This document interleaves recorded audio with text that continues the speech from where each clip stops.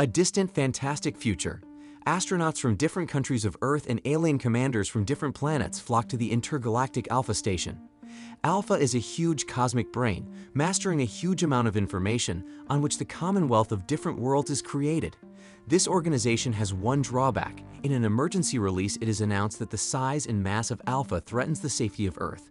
The control center decides to remove the station from Earth's orbit, sending it on a trip to the Magellan Extreme. At the same time, on the distant planet Mil, her radiant Princess Liv awakens. The girl washes her face with purely pearls, and in high spirits, she runs out onto the beach, bringing a cute little animal with her. The Pearls, the inhabitants of planet Mil, are hard at work, some mining for pearls and others having fun playing in the sand. The workers bring all the mine stones to the house of the king and queen, and choosing the shining pearl among them, the queen takes it to her daughter's pet to convert it into energy for the planet. The joy of the inhabitants of Mel is abruptly replaced by unease. The blue sky is suddenly covered with dark spots from burning fragments, and a giant spaceship falls onto the beach. While the king examines the damaged ship, Princess Liv scrambles between the houses in search of rescue. When she notices the giant meteorite falling, it is too late. Her parents and a group of tribesmen close in on the ship, and they can no longer let the princess in. The girl understands everything, and after saying goodbye through the glass to her father, she turns to face the wave, proudly taking the hit. Thousands of kilometers away from the planet Mil, Major Valerian and Sergeant Laureline, special agents of the United Human Federation, are sunbathing on a sunny beach. Handsome Valerian convinces his girlfriend to give him a chance, but Laureline reminds her buddy of a list she wouldn't want to be on. The Major has long had a collection of broken hearts. The pair settle into the flying pods, and while Laureline takes over the controls, Valerian asks the computer to check his brain activity and decode his dream. To the guy's surprise, it turns out that the vision was generated by someone and the Major received it as a message from an unknown source. As the ship lands, the agents are contacted by a minister who instructs them to extract and deliver a convector to Alpha. The ship is met by a group of mercenaries who are surprised by the appearance of the agents, but the young men think they can get lost among the tourists in their mesh t-shirts. On the bus, the friends learn that by order of the command they will have to split up. Valerian will go to the Great Market in search of the convector, while Laureline will wait for him at the rendezvous point. Saying goodbye to his girlfriend, Valerian makes a proposal to her along the way, but Laureline treats it as a joke, and after kissing her friend on the cheek, she returns to the bus. At the entrance to the Great Market, guests are given helmets, without which it is impossible to see anything there. After studying a map of the area, Major joins the group and makes her way inside. Meanwhile, the bus pulls up to the rendezvous point, and Laureline hooks one of the mercenaries up with a guard in the tower to monitor the market. In another dimension, the market doesn't look like a normal wasteland. The helmeted guests see it as a huge multi-story city with flying cars. Valerian breaks away from the group and heads to the right store, where he is to be met by Sergeant Cooper. A colleague gives Valerian a special box and makes it invisible so the guy can get out. At the same time, two surviving inhabitants of the planet, Mul, come to the local outlaw to buy back a very valuable item from him. The aliens are willing to give up an expensive pearl for him, but the gangster decides to trick the guests and threatens them with a double-barreled gun. Valerian finds himself in the room a second before the shot is fired, and he manages to steal the convector and the pearl. When the guy leaves, the gangster promises that he will find him and get his. The Major does not manage to leave quietly. A scuffle breaks out in the store and Valerian has to flee.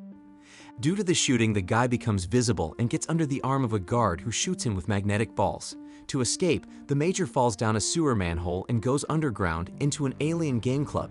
From there, the guy has to run away too, and having risen to the surface, he finally gets to the wall, where Laureline is waiting for him.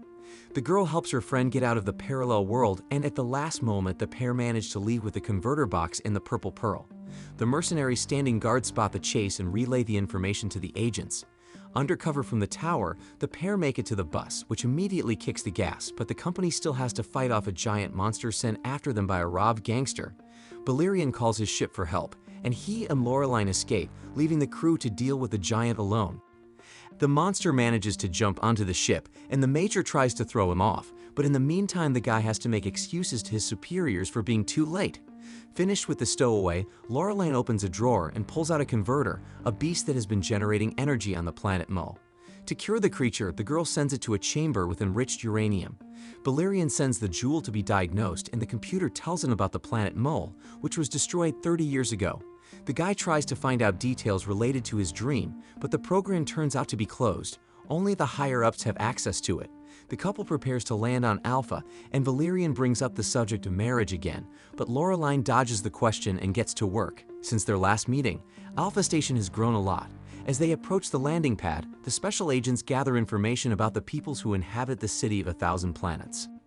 The general is unhappy with the agents' tardiness, but he tells them that a year ago a radioactive zone was discovered in the center of the station that cannot be explored. The drones and special forces that were sent there have not returned. The commander joins the conversation and believes that the mysterious zone must be destroyed immediately before it harms the entire station. It seems strange to Valerian that someone wants to harm the abode of all planets, but the commander stands his ground. He gets permission from his superiors to destroy the red zone. The commander-in-chief assigns Laureline and Valerian to guard the commander despite his displeasure, but as soon as the monitor goes off, the commander lets the agents know that they should not stick their noses into the matter. The commander leaves all the guards outside the door and enters the room, where the doctors are pulling information from the exhausted inhabitant of the planet Mole.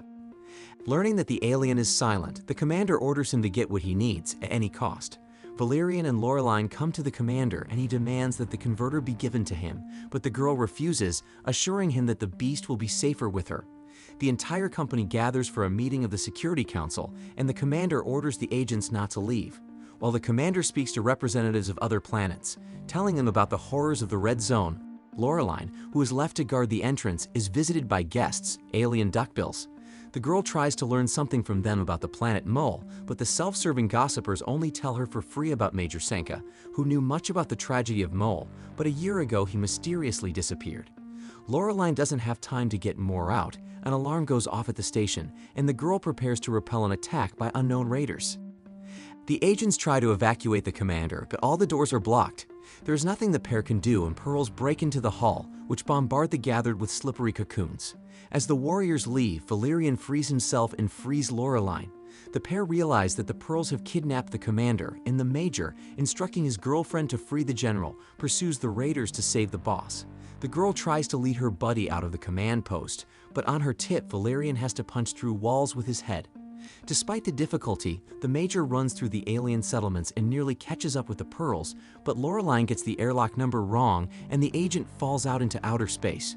The ship picks up Valerian and he pursues the enemy shuttle, trying to break through their shielding. The guy manages to hit it, but the ship disintegrates into dozens of small pods before his eyes. The stormtrooper becomes cramped in pursuit and the major switches to Skyjet, trying to catch the pod with the commander. Looking at the monitor, Laureline sees her partner being lured into the red zone, but Valerian fails to slow down in time and he disappears off the radar. Laureline is about to go looking for her friend, but the general forbids the girl to take the risk. She tries to convince the commander that the pearls are not dangerous, otherwise they would destroy everyone at the meeting. In the surgeon's opinion, someone is trying to turn them against the inhabitants of planet Mole, but the general doesn't want to listen to the girl's fantasies and assigns guards to her. The girl easily takes out the two guards, and having grabbed a gun from them, she convinces the platypuses to help her in her search for Valerian. Upon learning of the girl's escape, the general gives the order to go in search of her and decides to test her theory about the pearls. Opening the program, the commander sees that he too has no access to the file, and this seems suspicious to him. The duckbills lead Laureline to the submarine owner, who helps her find the brain jellyfish stored on the giant sea creature.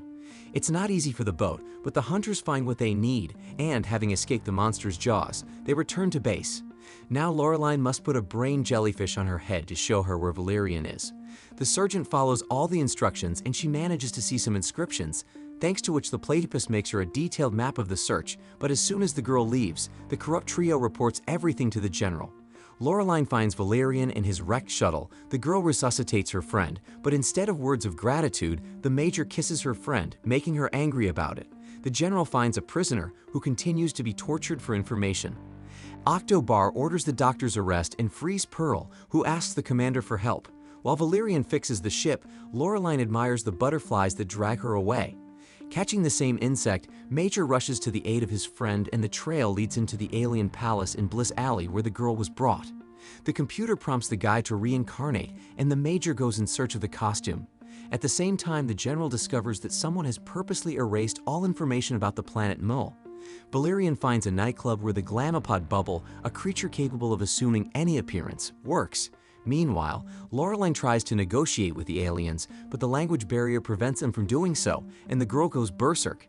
At the entrance to the club, Valerian's gun is taken away, and the owner seats a guest in the center so he can enjoy the show. The Major does briefly forget what he came here for. After finishing the show, Babel approaches the guy and her fingers scan his brain, extracting important characters from there. Valerian has to make an effort to realize that he's just a glamapod and not Laureline or the Secretary of Defense in front of him. Finally, the girl assumes a decent appearance and Valerian asks her to help him infiltrate the palace in exchange for a multi-passport he will make her. Once out of the club, the artist assumes the appearance of an alien and hides Valerian inside her. The girl has a hard time with this role, but the other guards do not realize that something is wrong with her comrade, and the spies sneak in. To blend in with the crowd, Babel grabs a tray and joins the other aliens, who take turns serving food to the Emperor, but he does not like it all. Suddenly, Valerian notices a girlfriend. In a fancy dress, she presents the Emperor with a giant lemon, but it turns out that this is just a condiment. The monster is going to dine on the girl herself. The Major destroys the Emperor and his cronies, and while Babel deals with Laureline, the boy fends off the attack of the other guards. One of the aliens attacks the girls, but the two of them manage to repel the attack. When it seems to be over, a whole army appears in the hall, but the company escapes through a trapdoor leading underground. The minister puts the general in charge and gives him access to all the files.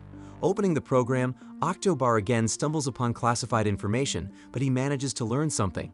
The company ends up in a garbage dump under lockdown, and it turns out that Babel has been badly hurt.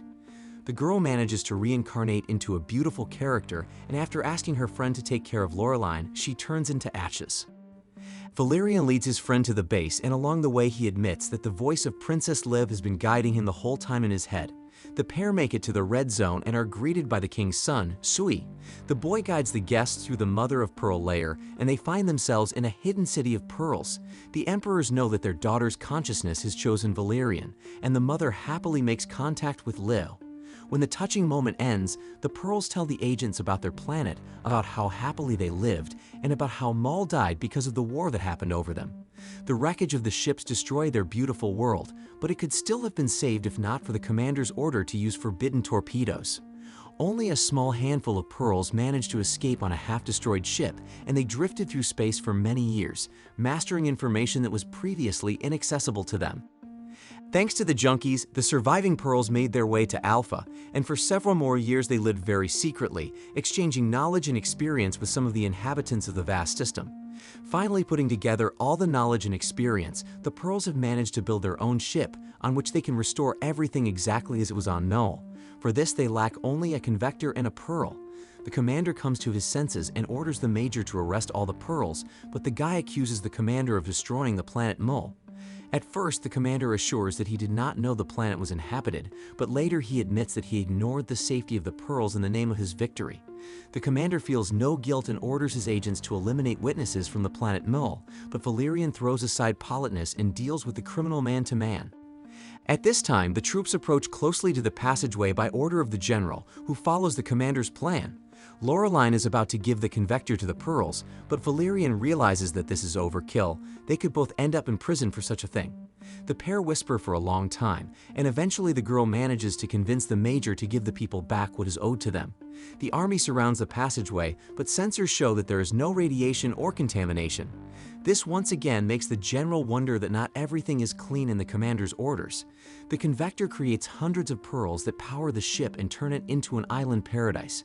The Empress thanks the agents for their help and frees Valerian from her daughter's consciousness. The scouts report to the king that their ship is surrounded by explosives. Hearing this, the major asks to be allowed to contact the outside world to report everything to the general. To buy their time, the pearls go out to the army and show their friendliness. Valerian at this point contacts Octobar and asks him to stop the attack. The lad tells of the attack on Null and that the commander tried to erase all traces of his crime, but Octobar is hesitant to break the charter without confirmation from the commander. The pair bring in the traitor, but he refuses to call off the assault, though he admits his guilt. He gives the order to attack, and his robot guards come into play, opening fire on the Pearl and the military from their own ship. Valerian leaves his girlfriend with the commander and goes to the center of the battle himself to stop the explosion. The general's aide also tries to stop the mechanism while Valerian covers him. He manages to set the timer to stop 1 second before the disaster. During this time, the Pearls manage to fly away in their ship, leaving a huge hole. Examining the wreckage, the military notices the suspended commander, and the general orders his arrest.